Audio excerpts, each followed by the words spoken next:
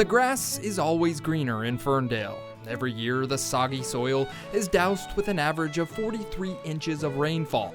Drought is rarely a problem here, and that's why it makes for an ideal grazing land for dairy cows. They're not a talkative bunch. Ferndale is a dairy town. It always has been, and it probably always will be. But it wasn't exactly milk that made this town profitable. Our Butterfat, our cream, was in high demand in San Francisco.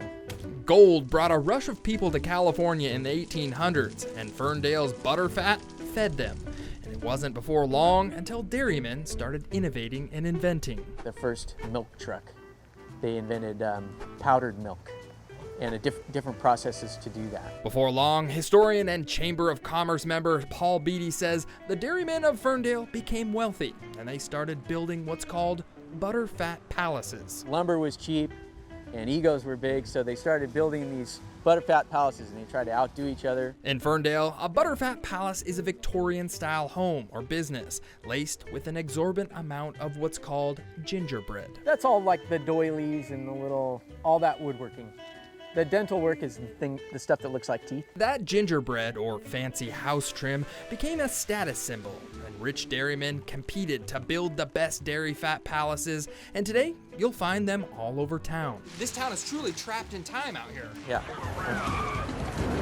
Ferndale's on the National Registry of Historic Places, and because it's so well preserved, Hollywood loves to make movies here, like the 1995 film Outbreak, starring Dustin Hoffman, or the 2001 film The Majestic, starring Jim Carrey. You can all go about your business now. He's not going anywhere. There's one scene I really like, and he comes out of the theater and he gets punched in the face, whoosh, right in front of under the American flag, right in front of the town clock right there. Shotgun! I'm on my way to Flavortown! Ferndale is also home to cook and TV host Guy Fieri, who actually owns and maintains 2 buildings in town. Well, Guy Fieri grew up here in Ferndale, and he got his first job at the meat market there, and he's been giving back to our community ever since he made it big.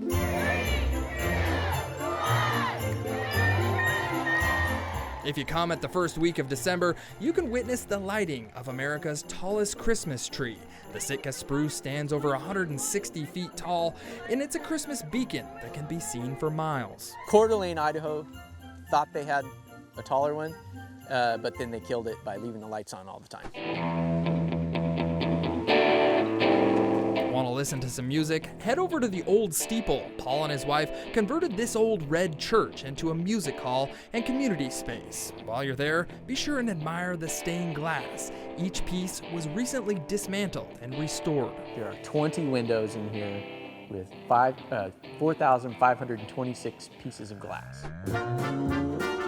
And a trip to Ferndale wouldn't be complete without stopping by the fairgrounds and paying your respects to some of the prize-winning cows that made this town prosperous. Man, you really gotta be one heck of a milking cow to get your own headstone here.